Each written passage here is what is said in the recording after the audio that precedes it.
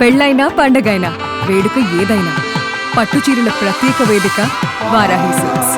అహ్మదాబాద్ ఫ్లైట్కి క్యాప్టెన్గా వ్యవహరించినటువంటి సుమిత్ సబర్వాల్ ఒక మేడే కాల్ ఇచ్చారని చెప్తున్నారు. అంటే ఎమర్జెన్సీ కాల్ అనమాట, SOS అంటారు. ఎమర్జెన్సీ కాల్ ఇచ్చారని, ఆ కాల్లో no power no thrust going down అని చెప్పేసి ఆయన ఆ ఇంటిమేషన్ ఏదైతే ఉందో అది 5 సెకండ్స్లో పంపించారు ATCకి అని చెప్తున్నారు. అసలు దాని అర్థం ఏంటి? అంటే ఏం జరుగుతుందని ఆయన మనకు చెప్పాలనుకుంటున్నారు, అంటే ATCకి చెప్పాలనుకుంటున్నారు. దాని గురించి ఇప్పుడు మనకి క్లియర్గా ఎక్స్ప్లెయిన్ చేసేందుకు మనతో పాటు లైవ్ కాల్లో అందుబాటులో ఉన్నారు కెప్టెన్ మమతా గారు. మనందరికీ తెలుసు, ఆవిడ నిన్న కూడా మనతో మాట్లాడారు. మొదటి మహిళా పైలట్ ఆవిడ. సో ఒక్కసారి ఆమెతో మాట్లాడదాం. మ్యామ్ నమస్తే అండి. నమస్తే మ్యామ్, నిన్న మీరు చాలా క్లియర్గా ఎక్స్ప్లెయిన్ చేశారు ఏం జరిగి ఉండొచ్చు అనేది. ఎగ్జాక్ట్గా ఆల్మోస్ట్ 2 ఇంజన్లు ఫెయిల్ అయిపోవటం అనేదే ఇప్పుడు మనం చూస్తున్న లేటెస్ట్ న్యూస్ కూడా అదే మ్యామ్. ఇప్పటికిప్పుడు మేము విన్నది ఏంటంటే క్యాప్టెన్ కాల్ ఇచ్చారు. ఎవరైతే సీనియర్ క్యాప్టెన్ ఉన్నారో అందులో ఫస్ట్ పైలట్ ఉన్నారు, ఆయన ఇచ్చిన కాల్ ఏంటంటే no power no thrust going down అని ఇచ్చాడు. దాని మీనింగ్ ఏంటి మ్యామ్? అంటే ఈయన ఏం చెప్పాలనుకున్నారు అసలు? No power no thrust is simple thing that we have to understand. ఇంకా దాంట్లో పవర్ లేదు, మా 2 ఇంజిన్స్ పవర్ క్రియేట్ చేయట్లేదు. అండ్ నో థ్రస్ట్ అంటే మామూలుగా థ్రస్ట్ అనేది ఏంటంటే ఒక ఇంజిన్ రన్ చేస్తున్నప్పుడు దాంట్లో పవర్ ఉంది కదా, engine is creating the power. Thrust అంటే the movement forward is called thrust. The movement of forward is called thrust. So this thrust is very essential for us to climb also. Okay. And thrust is at the maximum while climb low, this is the maximum anamata. Maximum thrust untundi. Alage manaku descend ayinappudu minimum thrust untundi. When we are coming in for landing, we are coming with a minimum thrust. Okay. Mana cruise lo oka 70-80% of thrust untundi. Okay ma'am. So that is how the plane flies. So on a takeoff you have the maximum thrust. And you are with full power. Okay. So no power, no thrust means simple. That means engines have failed and they don't have thrust, and falling down means Inka, now he is not able to save the aircraft. So it is basically to save our souls. So he could imagine that he is unable to save anybody there. He ante enta mandi batuktaro anedi ayaku kuda doubt. So he just prayed in that last minute that falling down is nothing but save our souls. కానీ అంటే ఏం చెయ్యలేని situation లో ఆయన ఏం చెప్పాలనుకున్నారో చెప్పేశారు, అంతే కదా madam? ఇక చెప్పేశారు ఎందుకంటే he realized that his aircraft is going down now. And in spite of that మీరు చూడండి ఇప్పుడు ఆ ఇమేజెస్ అవి చూస్తుంటే ఆయన అప్పటికి ఆ ముందు బస్తీని అంతా అవాయిడ్ చేశాడు. ఆ బస్తీ మీద పడిపోయి ఉంటే ఇంకా thousands of people would have died on the ground. So ఇది ఎందుకంటే టేక్ ఆఫ్ తర్వాతనే మొత్తం బస్తీ ఉంది. లక్కీగా he saved all of them. And కొంచెం ముందుకెళ్ళి he tried his best to avoid the habitat. అక్కడి వరకు ఎంతవరకు అయినా సేవ్ చేయగలిగాడో చేశాడు. And then he could not control that aircraft anymore. It was coming down. So whatever best he could do he has done. And all salutes to the pilot I would say. ఇంకో latest news కూడా వింటున్నాం ma'am. ఏంటంటే fuel tank ఉంటుంది కదా, ఆ tank కి supply చేసేటువంటి pipe line ఏది ఉంటుందో దాని వాల్వ్స్ క్లోజ్ అయిపోయాయని, దాంట్లో ఏ మాత్రం కాస్త కూస్తున్నటువంటి ఫ్యూయల్ ఏదైతే ఉందో అది 30 to 40 సెకండ్స్ మాత్రమే వస్తుందని, అందుకే 45 సెకండ్స్లో ఇది క్రాష్ అయిపోయిందని చెప్పేసి అంటున్నారు మ్యామ్. ఎందుకు, ఎవరు చూస్తారో అసలు దాన్ని? అంటే ఎందుకు వాల్వ్స్ క్లోజ్ అయ్యాయి? మేడం ఇది this is still unproven thing what people are talking. So we should not comment about it because this has to come out in investigation only. Fuel lines block అయిపోయి there is no supply to the fuel anedi. At this point of time there is no point of this discussions about it. But there is some reason why the power has shut off. It can be anything. It need not be just fuel alone. అవునా? Okay. Yeah, it need not be fuel alone. ఇంకా ఏమేమి అవుతుండొచ్చు ma'am? అంటే ఏమేమి options ఉన్నాయి అట్లా fuel అది ఎందుకు shut down అయిపోయింది? ఎలక్ట్రికల్ సిస్టమ్స్ ఉంటాయమ్మా అందులో. there are a lot of electrical systems. Electrical systems fail అయితే కూడా ఇంజిన్స్ ఫెయిల్ అయిపోతాయి. ఓన్లీ ఫ్యూయల్ వల్లే కాదైతే? ఫ్యూల్ వల్లనే అని అనలేము మనం. That is the only reason అని అనలేము. అదే నో పవర్ అని అన్నారు కదా ఆయన. నో పవర్ అంటే engine fail is no power. Failure no power. Engine failure is no power. So engine fail again, I'm saying you there could be, of course he didn't announce bird strike. So bird strike he would have announced kabatti. So we more or less rule out a bird strike. Kani no power, no thrust ante that his both engines were not generating power. They were losing altitude and he was going down. Power generate చేయడానికి అసలు use అయ్యే fuel తో పాటు ఇంకేమేమి ఉంటాయి ma'am? No, not only fuel amma. There's a lot of electrical systems to run the engines. Okay. Electrical Yeah, system but కూడా even- fail అయి ఉండొచ్చు even అయితే. ఆ సిస్టమ్స్ ఫెయిల్ అయితే అందుకే మామూలుగా పెద్ద ఎయిర్ క్రాఫ్ట్స్ లలో చాలా రిడెండెన్సీ ఉంటాయి. అంటే ఒక సిస్టమ్ ఫెయిల్ అయితే ఇంకో సిస్టమ్ వచ్చేస్తుంది in place. Okay okay. It takes over, the second system takes over. But because this was happened just after a takeoff kabatti, we do not know the actual reason. ఏంటంటే అప్పుడు వాళ్ళకి అంత time ఉందా second system take over చేయడానికి? ఓహోహో okay. It అప్పటికప్పుడు was a వాళ్ళు very critical phase. ఇది చాలా క్రిటికల్ ఫేజ్ లో అయింది. మామూలుగా ఒక టేక్ ఆఫ్ ఒక 3 stages 4 stages ఉంటుంది. అంటే after take off also we call it as claim stage 1, claim stage 2, claim stage 3. So ఈ ఇన్ని స్టేజెస్ లలో కూడా పైలట్ చాలా అలర్ట్ గా ఉంటాడు till the time he climbs to his required altitude అన్నమాట. So it is very difficult for us to assess at this point of time. Of course now we all know it is engine failure, but the reason for engine failure we will know only from the black box. ఇప్పుడు ఏదైతే అంటే జనరల్గా ఇప్పుడు బయటకు వస్తున్న న్యూస్లో అది కూడా వస్తుంది మ్యామ్. ఏమంటే వాల్వ్స్ బ్లాక్ అయిపోయాయి, వాల్వ్స్ బ్లాక్ చేశారు, అంటే ఆఫ్ చేశారు, వాల్వ్స్ ఆఫ్ చేశారు అన్నట్టు ఇంజిన్కి సప్లై చేసే it is still a myth for us. మేము ఇప్పుడే అది we cannot accept it. Yeah. Okay, you can't accept. Okay, ఒకవేళ ఇన్ కేస్ అలాగే జరిగింది అనుకున్నా కూడా అదే నిజమై ఉంటే మ్యామ్, ఎవరన్నా మనం మాన్యువల్ గా చేస్తేనే అవుతుంది కదా తప్పించి దానికి అది షట్ డౌన్ దానికి అది వాల్ క్లోజ్ అయిపోవటం జరగదేమో కదా? అది కూడా రూల్ అవుట్ చేయలేము. It can be possible. అంటే ఏదైనా అబ్స్ట్రక్షన్ వచ్చి అది ఎక్కడన్నా మెయిన్ సిస్టమ్ లో, అంటే మళ్ళీ 2 engines have 2 separate systems. It is not that it is happening in one system. రెండు అది కదా మేము అనేది. ఒకటే సిస్టమ్ లో ఫెయిల్ అయితే వీ కెన్ అండర్స్టాండ్, ఓకే ఏదో బ్లాక్ అయింది చేయండి. 2 systems simultaneous గా బ్లాక్ కావడం is again a very strange thing. ఇప్పుడు ఫ్యూయల్ సప్లై అయ్యేది ఒకే వాల్వ్ లో నుంచి రెండింటికి సప్లై అవుతుందా madam? 2 engines? No. It comes totally separate systems. దీనికి వేరే దాంట్లో నుంచి సప్లై అవుతుంది, దానికి వేరే దాంట్లో నుంచి సప్లై అవుతుంది. ఎస్. ఇప్పుడు మీకు రైట్ ఎయిర్ క్రాఫ్ట్ లో రైట్ వింగ్ లో ఫ్యూల్ ఉంటది, అక్కడి నుంచి మీకు రైట్ ఇంజిన్ కి సప్లై అవుతుంది. లెఫ్ట్ నుంచి లెఫ్ట్ ఇంజిన్ కి సప్లై అవుతుంది. But at the same time we do have a system where we call a cross feed.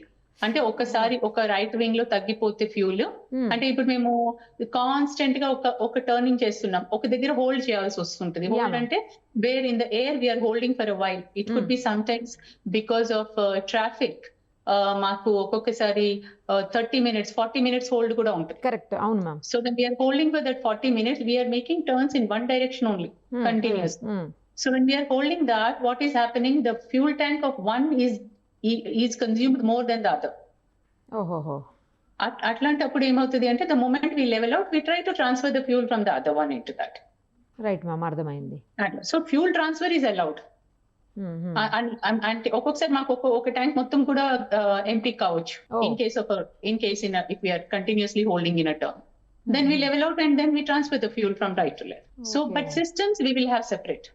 Right. For each engine the system will be separate. Suppose ma'am main valve బంద్ చేసేసాం అనుకోండి, అసలు supply of చేసాం అనుకోండి, అప్పుడు రెండింటికి supply ఆగిపోద్దిగా? లేదు, 2 fuels of చేసేస్తాం. అప్పుడు ఫ్యూల్ షట్ ఆఫ్ 2 ఆఫ్ చేయాలి. అప్పుడు నేను అనేది సింగిల్ ఇంజిన్ ఉంటే ఫ్యూల్ షట్ ఆఫ్ ఒకటి ఆఫ్ చేస్తాం.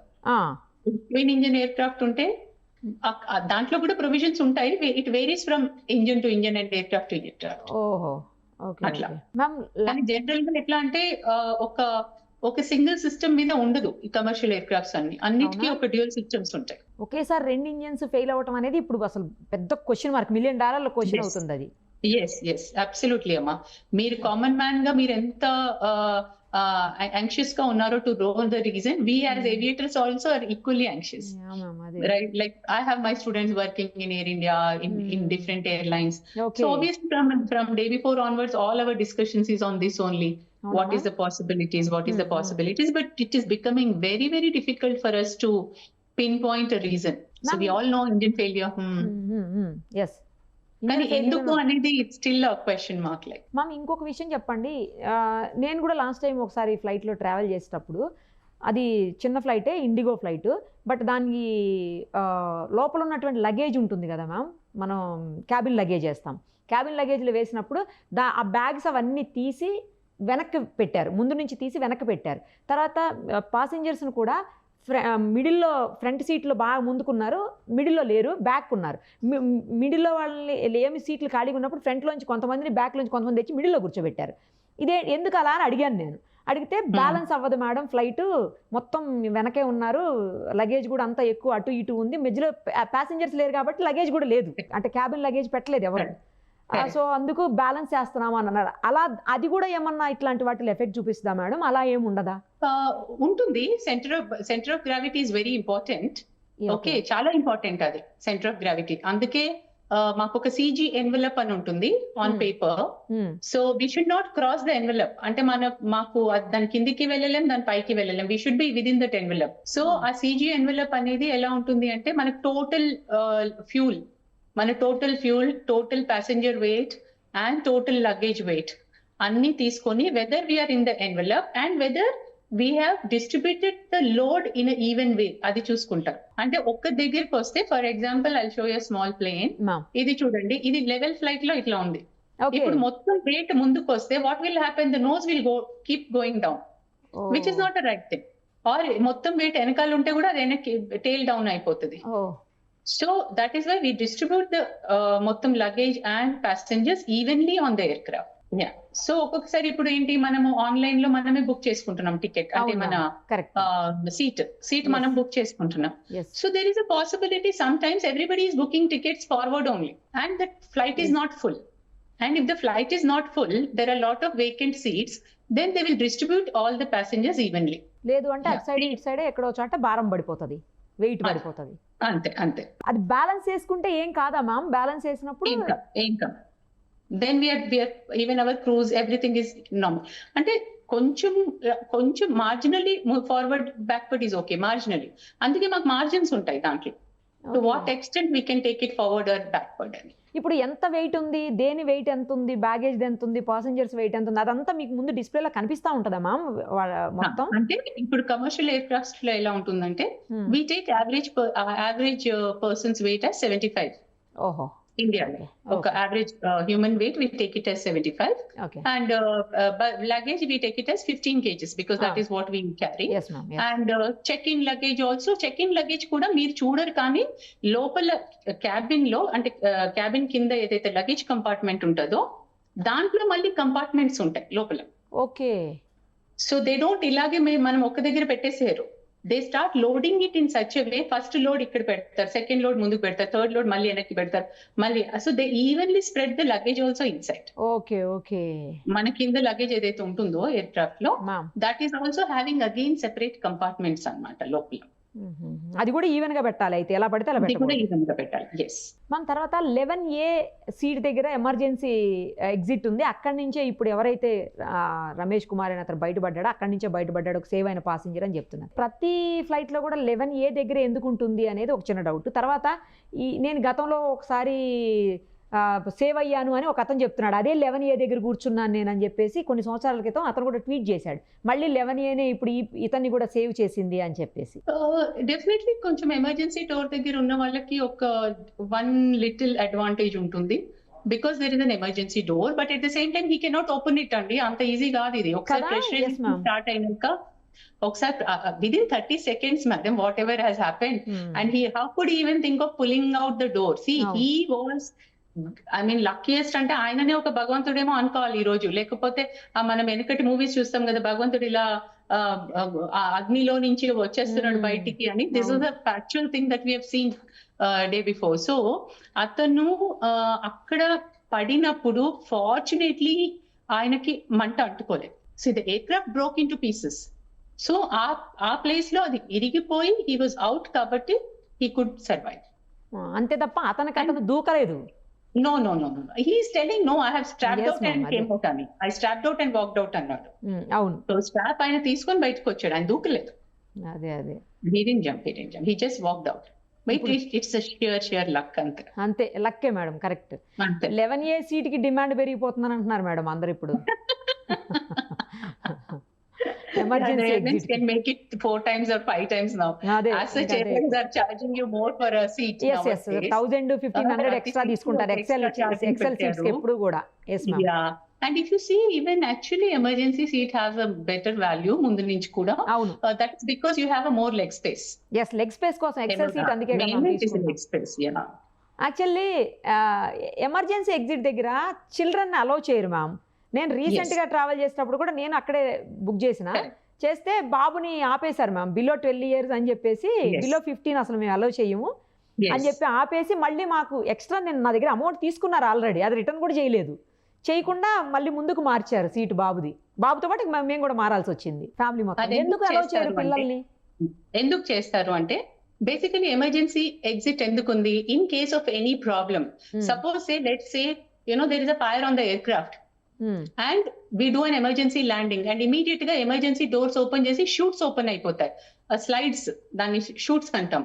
సో ఆ షూట్స్ ఓపెన్ చేసి people start sliding out. Okay, అందుకని మీరు చూస్తే మనకి ప్రతి టేక్ ఆఫ్ కంటే ముందు ఆ ఎయిర్ హోస్టెస్ క్యాబిన్ క్రూ వచ్చి మనకి ఎక్స్ప్లెయిన్ చేస్తారు how to open the emergency door. అవును అవును.